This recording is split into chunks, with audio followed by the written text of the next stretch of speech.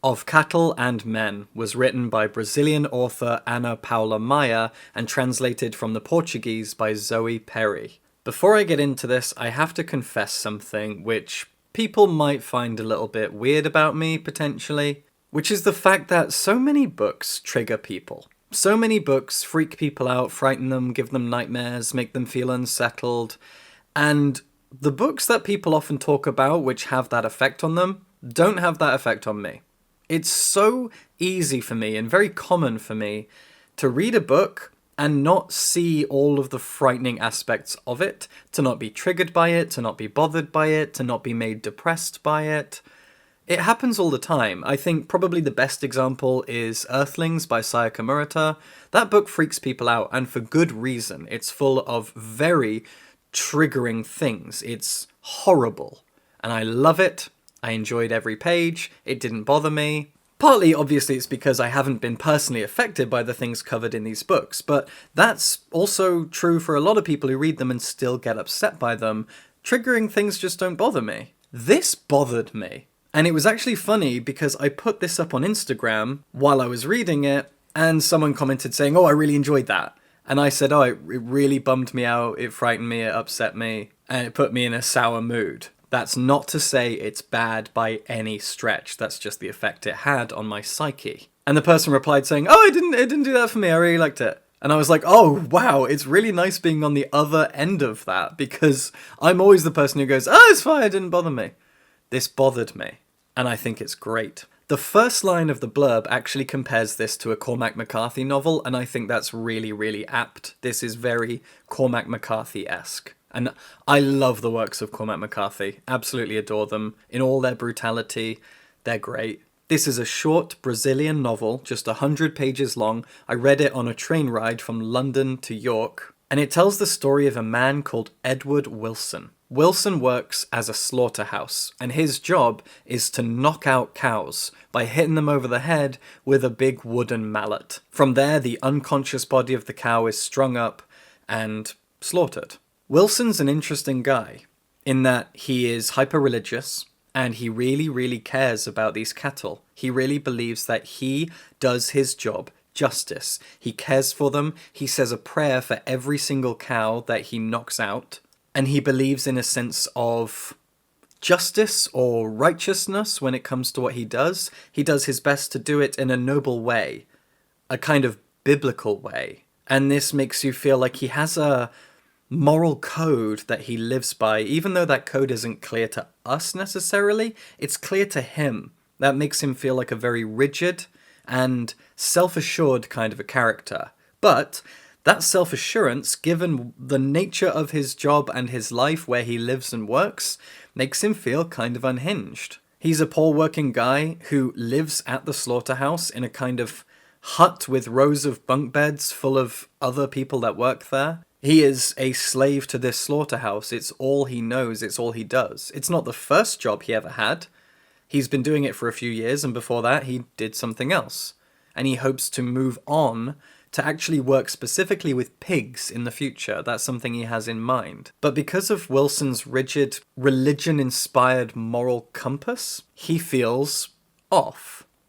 Now, the blurb hints at the fact that there is a kind of murder mystery here. People are being killed at the slaughterhouse. People who work there are turning up dead or going missing. I like the fact that the blurb makes that a mystery, but this is a 100-page book, and you find out by like page 15 that it's Wilson who's doing it. I'm happy to give that away because, as I said, it happens before the 20th page, and it gives me a lot more wiggle room to talk about the book. The first person that Wilson kills is someone who has taken on his role for a little while he's asked to go do something else.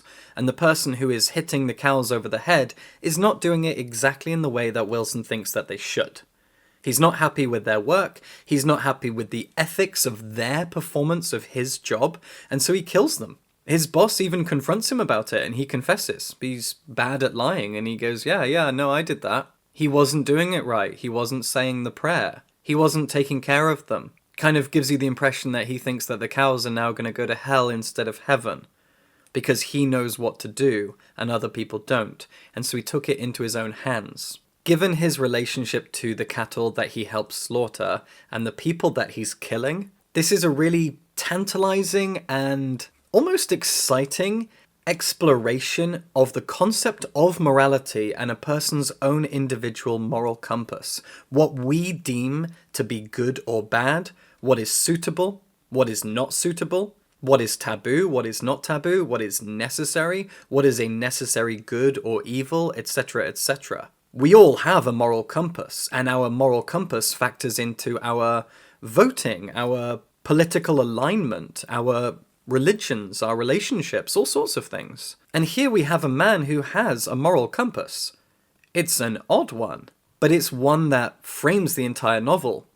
It is the through line of the book. And it just gets you thinking about moral compasses, our understanding of right and wrong. It encourages a bit of introspection. What's your moral compass? What does it encourage you to do? Or not do? Or think about? Or judge? What makes you different from him? How so and why?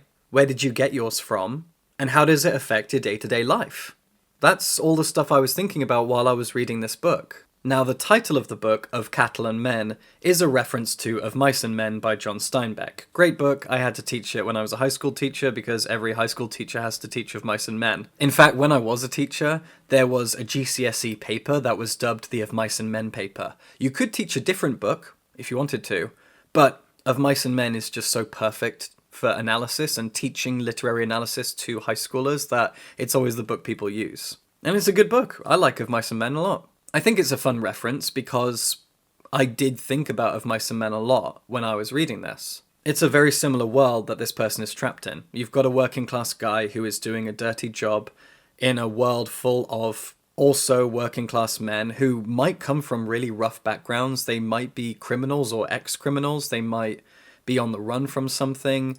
They're probably undereducated. They're desperate. Maybe they're addicts. There's all sorts of stuff. In fact, at one point they talk about taking their weekly earnings and going to a local brothel, which is something that happens in Of Mice and Men, kind of.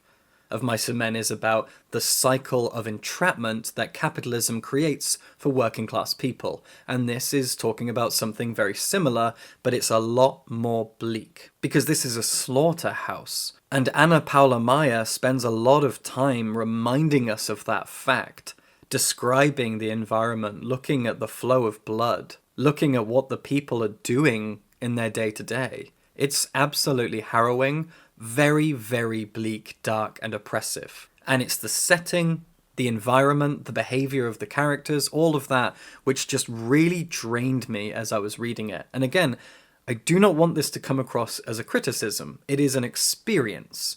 And a book making a person feel drained, sad, exhausted, pessimistic even, that does not a bad book make, at all. It's just an effect on the reader. The idea that every book should be positive and make you feel good is pretty naive and boring from where I'm standing. I'm happy that this book bummed me out. I'm happy that it made me feel really somber and tired. That's fine by me, because it means it's an interesting work of art that gave me a lot of stuff to ponder. I critiqued it. I was introspective because of it. That's great. It's a really, really hard book to read. I'm really grateful to it for that. Hurt me. Hurt me, Daddy. I'm just going to put Daddy down for a sec. Of Cattle and Men is fascinating because of its setting and the way that its protagonist navigates daily life. This whole moral compass thing really had me obsessing over our protagonist. This idea that a religious person with a weird moral compass is using that as a way to survive his day-to-day in a very, very brutal world. The kind of world that most of us reading this book, if not everyone reading this book, is not going to go anywhere near in their lifetime. There is a crudeness and a cruelty to everything you read in this book. And there's a lot of weird mysteries that go on as well. The cows are disappearing. There's a theory that they are committing suicide. Weird people come and weird people go. And actually a lot happens in 100 pages. But all the while we're stuck in the mind of this man. A man who is navigating and making sense of a very, very brutal world. A world that is in so many ways unnatural.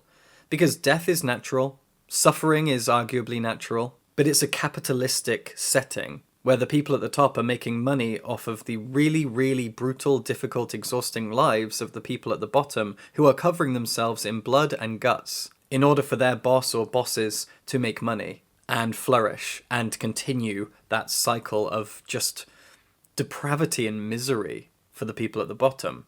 It's an obvious capitalistic critique, just like of Mice and Men is. And it's very easy to get that message. The capitalistic critique is very on the nose, and as an anti-capitalist, I enjoyed that. But I've read a lot of anti-capitalistic books. They've been around for 200 years. That's not what captivated me.